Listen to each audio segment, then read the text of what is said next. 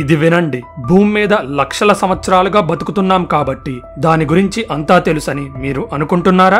భూమి చుట్టూ తిరిగే చంద్రుడు పుట్టుక వెనుకున్న మిస్టరీ ఏంటి? భూమి మీదకు జీవం ఎలా వచ్చింది? భూమి మధ్యలో ఇంకో ప్రపంచం ఉందా? తెలుసుకోవాలంటే ఈ వీడియో చివరి వరకు చూడండి. అసలు చంద్రుడు ఎలా పుట్టాడు? దీని వెనుకున్న అసలు నిజం ఏంటి? భూమి మరియు మార్స్ సైజులో ఉండే ఇంకో గ్రహం గుద్దుకోవడం వల్ల చంద్రుడు పుట్టాడు అని కొన్ని థీరీస్ ఉన్నాయి. దీన్ని జైంట్ ఇంపాక్టర్ థీరీ అంటారు. అయితే ఇది ఒక థియరీ మాత్రమే. ఇలానే చంద్రుడు పుట్టాడు అని అందరూ యాక్సెప్ట్ చేయరు. ఎందుకంటే భూమి చంద్రుడి మీదున్న మట్టిలో ఉన్న కెమికల్స్ ఒకేలా ఉన్నాయి కాబట్టి భూమి నుండి చంద్రుడు పుట్టాడు అని ఇంకొంతమంది వాదిస్తారు. భూమి ఏర్పడిన మొదట్లో చాలా వేగంగా తిరిగేది కాబట్టి దాని నుండి కొన్ని రాళ్ల ముక్కలు బయటికి విసిరివేయబడ్డాయి. ఈ రాళ్లన్నీ కలిసి చంద్రుడిగా మారుండొచ్చు. అసలు జీవం భూమి మీద ఉన్న లావా హీటెడ్ నీటి గుంటల్లో పుట్టిందా, లేక అంతరిక్షంలోని చల్లదనంలో కుక్కైన ఉల్కల్ నుండి భూమి మీదకు వచ్చిందా? మన డిఎన్ఏలో తాడుల్లోని బేసిక్ ఎలిమెంట్స్ అయిన ఎమినో యాసిడ్స్ మరియు విటమిన్స్ అనేవి స్పేస్ లో తిరిగే భారీ ఆస్ట్రాయిడ్స్ మధ్యలో ఉన్న ఐస్ కోర్ లో ఉన్నాయని సైంటిస్టుల రీసెర్చ్ లో తేలింది. సేమ్ ఇవే ఎలిమెంట్స్ అంటార్కిటికా ఐస్ లాంటి చల్లటి ప్రదేశాల్లో కూడా గడ్డగట్టి ఉన్నాయి. ఇవన్నీ కలిసి మొదటి జీవిని ఎలా పుట్టించాయో తెలుసుకుంటే సైన్స్ లో ఒక పెద్ద రహస్యాన్ని ఛేదించినట్టే. ఈ మొదటి జీవులు రాళ్లల్లో ఉండే ఖనిజాల్ని తిని బతికే బ్యాక్టీరియా అయి ఉండొచ్చు. వాటికి సంబంధించిన శిలాజాలు ఎప్పుడో కాలగర్భంలో కలిసిపోయి ఉంటాయి. కాబట్టి అసలు భూమి మీద మొదటి జీవం ఎలా పుట్టింది అనే మిస్టరీ ఎప్పటికీ ఛేదించలేమేమో. మనుషులు భూమి మొత్తాన్ని చుట్టేసి మొత్తం కనిపెట్టారు అనుకుంటే మీరు పొరపాటు పడినట్టే. ఎందుకంటే భూమి మొత్తంలో ఏముందో 1% కూడా కనిపెట్టలేదు అని నా ఫీలింగ్. భూమి పైనే కాదు దాని కింద కూడా చాలా ఉంది. ఈ ప్రదేశంలో అసలు నిజంగా ఎలాంటి రహస్యాలు దాగున్నాయో తలుచుకుంటేనే వణుకు పుడుతుంది. భూమి లోపలి ప్రదేశాన్ని హాలో ఎర్త్ అంటారు. ఈ ప్లేస్ లో ఉండే వాతావరణ కండిషన్స్ ని మనం తట్టుకోలేము. ఇక్కడ గ్రావిటీ బలంగా ఉండి రివర్స్ లో పనిచేస్తుంది అని థీరీస్ ఉన్నాయి. గాడ్జిల్లా వర్సెస్ కాంగ్ మరియు త్వరలో రిలీజ్ అవ్వబోయే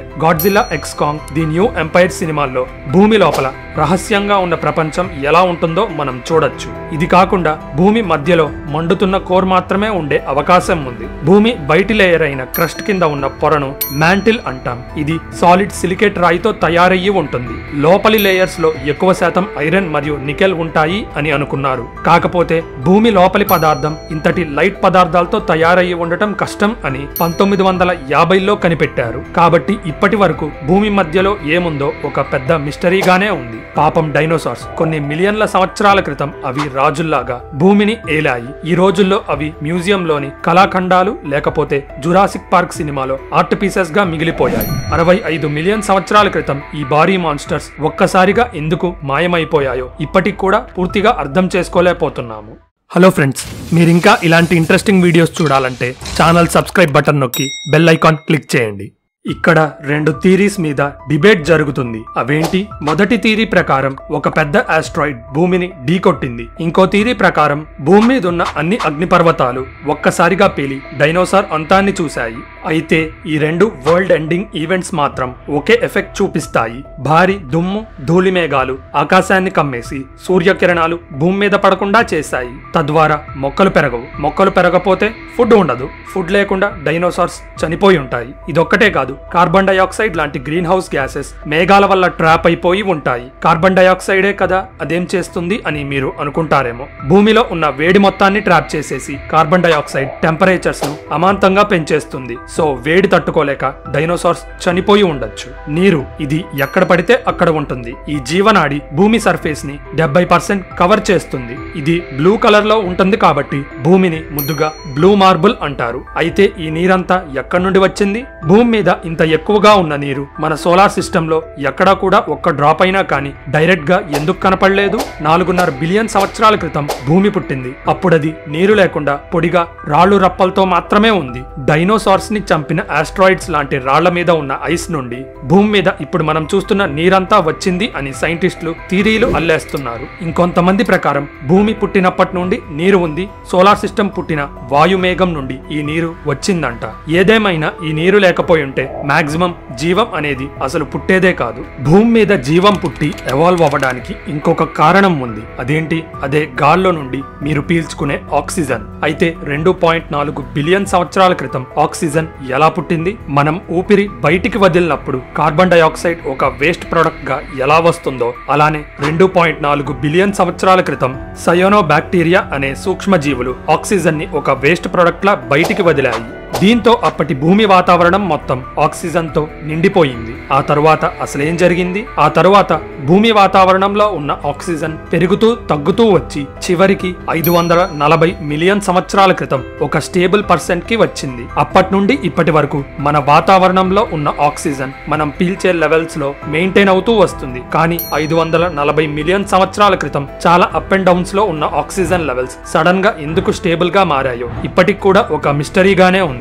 భూకంపాల్ని ముందే గుర్తించే టెక్నాలజీ మన దగ్గర ఉందా? రాత్రికి రాత్రే సడన్ గా వచ్చే భూకంపాల్ని కనిపెట్టలేము గాని ఒక చోట ఈ టైంలో వర్షం పడుతుంది అని వాతావరణ నిపుణులు ఎలా చెప్పగలరో అలానే భూకంపం వస్తుంది అనే ప్రాబబిలిటీను ముందే క్యాలిక్యులేట్ చేయొచ్చు. కానీ ఆ వెదర్ రిపోర్ట్ చెప్పింది జరగచ్చు, జరగకపోవచ్చు. అలానే భూకంపం కూడా. కాలిఫోర్నియాలోని పార్కర్ ఫీల్డ్ అనే ప్రాంతంలో 1994లో భూకంపం వస్తుంది అని చెప్పి పరికరాలు పట్టుకొని అక్కడే తిష్టవేశారు. కానీ వారి లెక్క 10 సంవత్సరాలు తప్పింది. ఈ ప్రాంతంలో భూకంపం 2004లో వచ్చింది. అయితే భూకంపాలు ముందే ఎందుకు వస్తాయో చెప్పడం ఎందుకంత కష్టం? ఎందుకంటే అవి ఎందుకు స్టార్ట్ అవుతాయి అలానే ఎందుకు స్టాప్ అవుతాయో ఇప్పటికి కూడా సైంటిస్టులు అర్థం చేసుకోలేకపోతున్నారు. అసలు కాంబ్రియన్ ఎక్స్ప్లోజన్ అంటే ఏంటి? ఇది స్పేస్ లో జరిగిన బిగ్ బ్యాంగ్ లాంటి పేలుడు అనుకోకండి. ఈ పేలుడు జరిగింది భూమి మీదే. చిన్న చిన్న సింగిల్ సెల్ జీవుల నుండి కళ్ళు, నోరు, కదలడానికి కావలసిన అవయవాలు ఉన్న జీవులు సడన్ గా పుట్టుకు రావడాన్ని కాంబ్రియన్ ఎక్స్ప్లోజన్ అంటారు.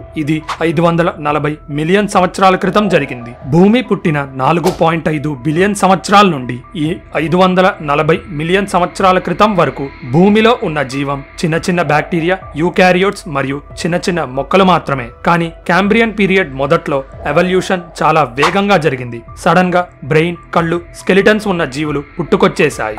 ఈ రోజు భూమి మీద బతుకున్న ప్రతి జీవి, అది టైగర్ అయినా, షార్క్ అయినా, తేనెటీగలైనా కాంబ్రియన్ పీరియడ్ లో పుట్టిన జీవుల నుండి వచ్చినవే. కొంతమంది సైంటిస్టుల ప్రకారం ఆక్సిజన్ శాతం పెరగడం వల్లే ఇలాంటి కాంప్లెక్స్ జీవం ఎవాల్వ్ అవ్వడం సాధ్యపడింది. కానీ నిజంగా ఏం జరిగిందో కనిపెట్టడం కష్టం.